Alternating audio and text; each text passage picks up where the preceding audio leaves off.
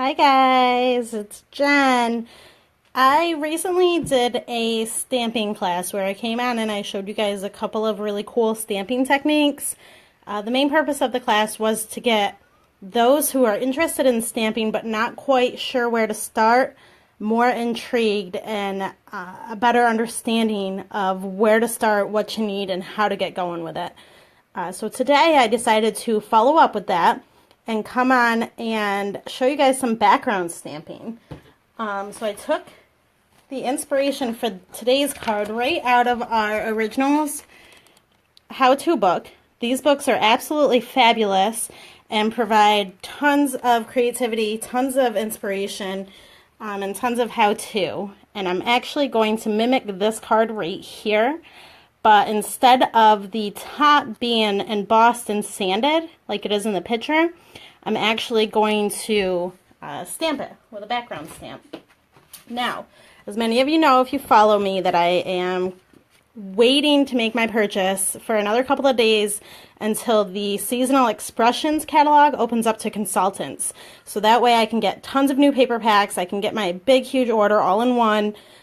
So with that said, I don't have many new products today. I actually don't have any new products to show you today, but this can be done with anything. I'm using the Live, Laugh, Love stamp of the month, which was a couple of months ago.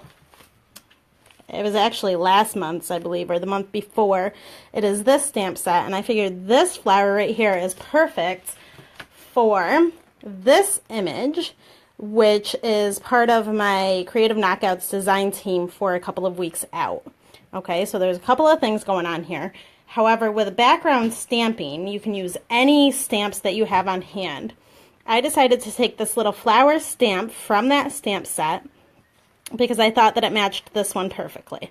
Okay, so with that, I'm also going to be using some soon-to-be retired paper because we're coming out with a whole new line of, and we actually have it out right now, but there's a whole new line of Enchanted and Whimsy. So I better hurry up and get the current stuff that I have out of the way. So that's where this paper comes from, and that's where this lined paper back here comes from. Okay, so what we're going to do is we're going to take this. We have already seasoned it because it is a stamp that I've used in the past. Let me see if I can stop the autofocus. Okay, so what I'm going to do is I'm going to dab. I'm going to ink up my stamp. Okay, and the big thing to remember with background stamping is to make a triangle pattern. Okay, so the way that we're going to do that, and we're only going to do the top half of this card, but the way that we're going to do that is we're going to kind of start up here off the paper. Okay, then I'm going to re-ink, and then I'm going to make a triangle.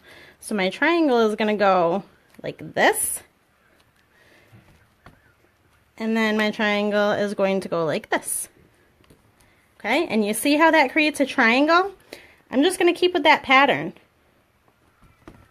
Okay, so my next one's going to be here, and again that creates a triangle. Okay, and this provides a random but not overly chaotic scheme and pattern for you to follow. Okay, so again, another triangle. So this one's going to go over here. And with random and background stamping, don't hesitate to go off the paper. Okay, that's going to really give you your best balance. Okay, so that right there is exactly what I'm talking about. So this was looking a little empty, so I took it off the paper and I kind of brought it on. You know that that's a flower because that's what these are. However, I didn't need the full flower because that would have filled in too much space. Okay, and you can do this with the whole paper.